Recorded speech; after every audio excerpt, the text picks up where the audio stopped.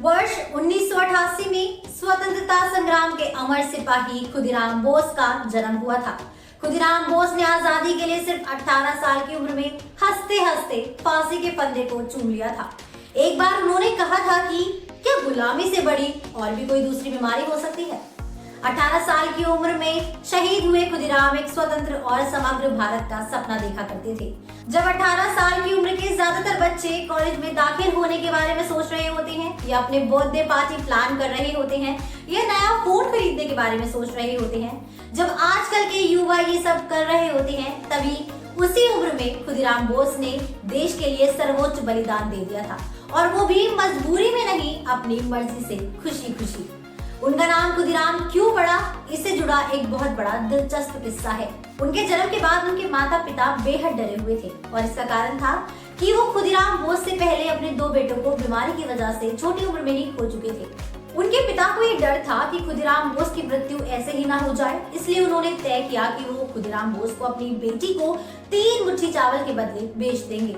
ये टोटका था। जब खुदीराम बोस पैदा हुए थे तो उस समय मिदनापुर में चावल के लिए खुद शब्द का प्रयोग होता था। चावल को खुद भी कहा जाता था, इसलिए उनका नाम खुदीराम बोस रखा गया।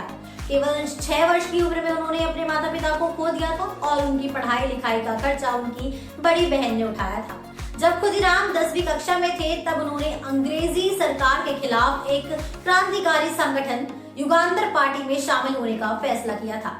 देश की आजादी के लिए अपनी पढ़ाई भी उन्होंने बीच में ही छोड़ दी थी। अंग्रेजी सरकार ने बंगाल विभाजन का फैसला किया, और इस फैसले के विरोध में बड़े पैमाने पर आंदोलन चल रहे थे, जिसके तहत विदेशी सामानों की होली जलाई जा रही थी। विदेशी सामानों का बहिष्कार किया जा रहा था। आजादी के बाद भले ही अखबारों की कलम नेताओं के आगे झुकने लगी, लेकिन इस जमाने में अखबार लोगों के मन में आग पैदा किया करते थे। खुदीराम और उनके कई साथी अंग्रेजी ऑफिसर्स से छुपकर मिला करते थे, और ये पढ़ते थे कि आज अखबारों में उनके बारे में क्या लिखा है। उस समय बंगाल के महान दार्शनिक औरबिंदो घोष वंदे मातरम नाम के अखबार में विदेशी सामान की होली जलाने की खबरें प्रमुखता से छाप रहे थे।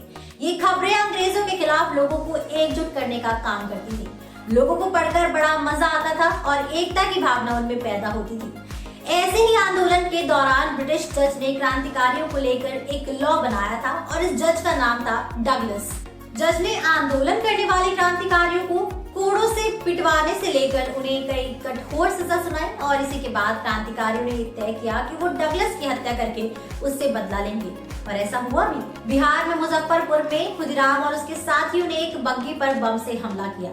उन्हें लगा उन्होंने डगलस को मार दिया है, लेकिन बाद में पता चला कि उस बग्घी में डगलस की जगह ब्रिटेन के बैरिस्टर की पत्नी और बेटी बैठी हुई थी। इसके बाद खुदीराम बोस को गिरफ्तार कर लिया गया था।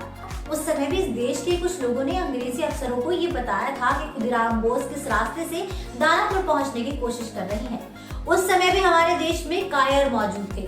13 जून 1908 को खुर्जा में खुदीराम बोस को फांसी की सजा सुनाई गई थी। 18 साल की उम्र में खुदीराम के चेहरे पर एक शिकन तक नहीं थी।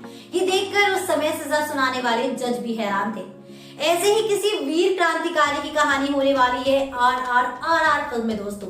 अब जाते जाते मैं आपको आपके फायदे की बात भी बता देती हूँ। तो अगर आप भी सिनेमा से जुड़ना चाहते हैं और काम करना चाहते हैं, तो डिस्क्रिप्शन बॉक्स में दिए हुए जॉब लिंक पर क्लिक करिए और इस अपॉर्चुनिटी का भरपूर फायदा उठाइए। इसी के साथ मैं अनुष्का त्यागी लेती हूँ आपसे इजाजत। बने रहिए और देखते रहिए बॉलीवुड स्टूडियोज को। हमारी आज की राइटर है अपूर्वा।